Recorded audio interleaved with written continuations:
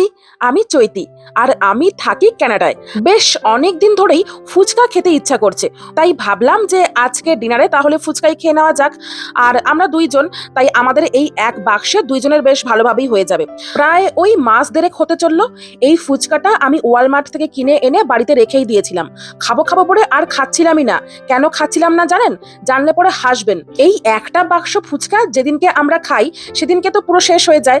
তখন মনে হয় যদি এর পরে আবার ফুচকা খেতে ইচ্ছা করে তখন কি করে খেতে পারবো? এর পরের সপ্তাহে যদি বাজারে যেতে না পারি বা মলে যদি ফুচকা স্টকে না থাকে তাহলে কোত্থেকে কিনবো? তখন ফুচকা খেতে ইচ্ছা করলেও তো খেতে পারবো না।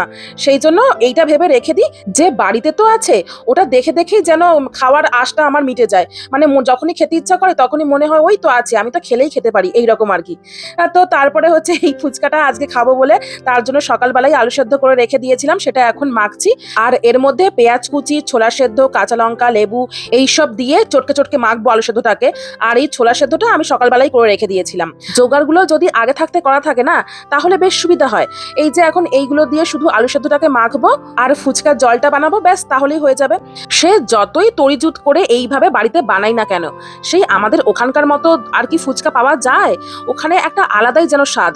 উফ, রাস্তার ধারে দাঁড়িয়ে শাল পাতাটা হাতে নিয়ে ওই যে একটা একটা করে ফুচকা খাওয়ার যে মজাটা না, সেটা যেন আলাদা একটা আনন্দ। সেই আনন্দটা এখানে বাড়িতে বসে পাওয়া যায় না। হ্যাঁ, হয়তো ওখানে হাইজিন মেনটেন করে না, বাড়িতে বানালে সেটা অনেকটাই হাইজিন মেনটেন করে করা হয়। তবুও মনে হয় আমার রাস্তার ধারে দাঁড়িয়ে ফুচকা খেতে আলাদা একটা মজা আছে। আমাকে কেউ যদি এখানে জিজ্ঞেস করে না তুমি তোমার দেশের কোন জিনিসটাকে মিস করো, আমি প্রথমেই বলি এই ফুচকা। সত্যি কথা, আমি ফুচকাটা খেতে খুব ভালোবাসতাম, এখনো বাসি, কিন্তু এখন তো ওই বললাম খেতে পারি না। এখানে তো রাস্তার ধারে ওইভাবে ফুচকা বিক্রি হয় না, সেই জন্য খেতে পারি না। মানে এখানে হচ্ছে ব্যাপার, এরকম বাক্স করে দিয়ে দেওয়া হচ্ছে, তুমি তোমার বাড়িতে গিয়ে যেভাবে খুশি বানিয়ে খাও, ইউটিউব দেখে বানাও, যা খুশি দেখে বানাও, কিন্তু নিজে বানিয়ে খাও। আর যদি না পারো, এখানে কটা বাঙালি রেস্টুরেন্ট আছে, ওখানেও ফুচকা বিক্রি হয়, তাহলে ওখানে বসে খাও। তবে ওখানে যা দাম তাতে পোষায় না। আর ওখানকার ফুচকা আমাদের ওই কলকাতার ফুচকার মতো খেতে নয়, ওই ফুচকাটা অন্য টাইপের খেতে, ওই স্বাদও পাওয়া যায় না। ওর থেকে বাড়িতে এইভাবে বসে খাওয়াই ভালো, বেশ মনের মতো করে যত ইচ্ছা খাওয়া যায়। আর এখানকার রেস্টুরেন্টের ফুচকা দামে তো পোষাই না, কোয়ান্টিটিতেও পোষায় না। মাত্র 7টা কি 8টা ফুচকার দাম নিয়ে নেবে $10, মানে 600 থেকে 700 টাকার মতো। আর আমি ওয়ালমার্ট থেকে এই ফুচকার যে বাক্সটা দেখলেন ওটা নিয়ে এসেছিলাম $4 দিয়ে, মানে ওই 270 টাকার মতন। আর তাতে বাক্সে ফুচকা থাকে ওই 25 থেকে 30টা।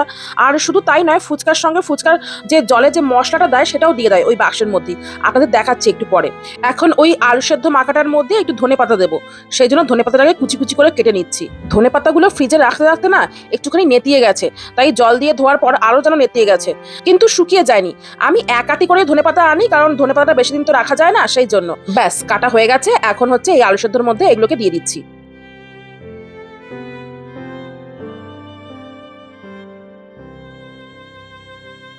এবারে সবার শেষে এর মধ্যে একটু লেবুর রস দেবো।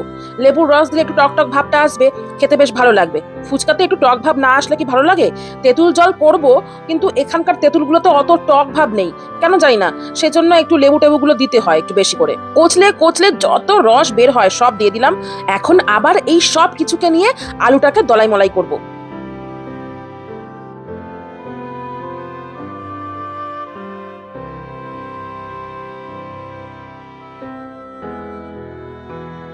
এই আলুটাকে মাখতে মাখতে না আমার জিভে জল চলে এসেছিল, তাই মনে হচ্ছিল একটু টেস্ট করাও দরকার, তাই একটু খেয়ে নি, দেখি যে খেতে কেমন হয়েছে, নুন টুন সব ঠিক আছে কিনা। নুন টক সব ঠিক থাকলে ব্যাস হয়ে গেল, এটাই ফাইনাল মাখা। আর না থাকলে আবার নুন দিতে হবে। তাই এখন একটু মুখে দিয়ে দেখবো এটা খেতে কেমন হয়েছে।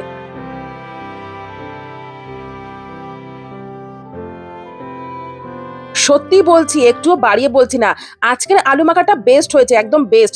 এতদিনও আলু মেখে ফুচকা খেয়েছি, কিন্তু আজকেরটা সব থেকে ভালো হয়েছিল।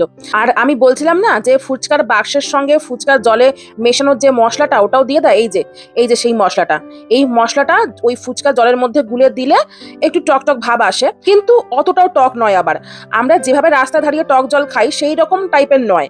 তাই জন্য আমাকেও কিছুটা তেঁতুল দিতে হয়, লেবু দিতে হয়, একটু জলজিরা দিতে হয়, সব দিয়ে তারপরে আমি ফাইনাল জলটা রেডি করছি। তার সঙ্গে আরো অনেক কিছু দেবো, দেখুন কি কি দিচ্ছি। তেঁতুলটা আমি অনেকক্ষণ আগে থাকতেই জলে ভিজিয়ে রেখেছিলাম। দেখলাম এখন বেশ ওর কষ্টটা বেরিয়ে গেছে তেঁতুলের। এখন ওই জন্য একটু চেপে চেপে তেঁতুলটাকে ফেলে দেবো। আর এর মধ্যে দিচ্ছি এখন লঙ্কার গুঁড়ো 1 চামচই দিলাম, কারণ বেশি ঝাল হলে আমার বর আবার খেতে পারে না।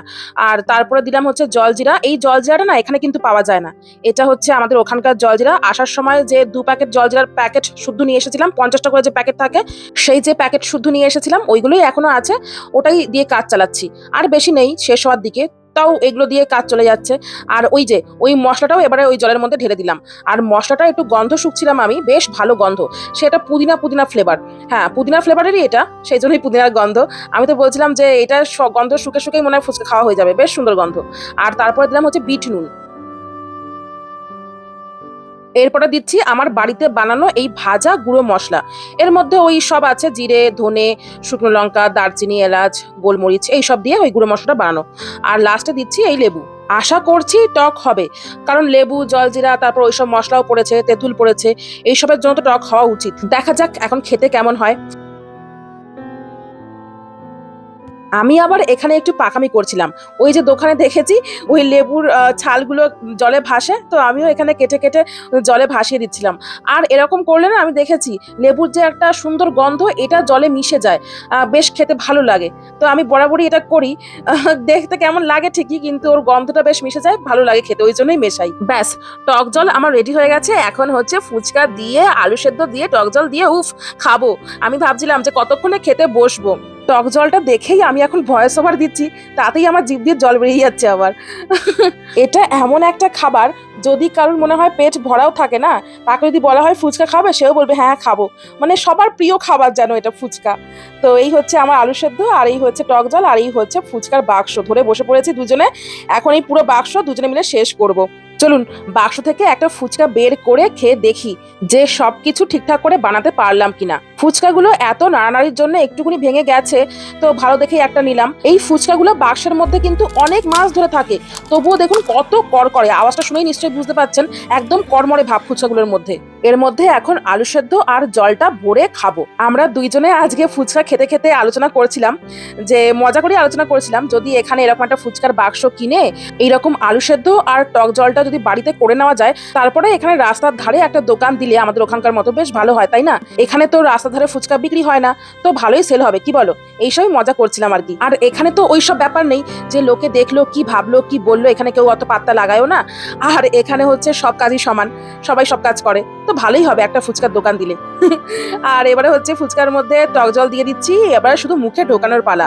উফ, আমি এখন দেখছি আর মনে হচ্ছে আবার যদি পেতাম এই ফুচকাটা কি ভালোই না হতো। চলুন চলুন চটপট মুখে ঢুকিয়ে নিই।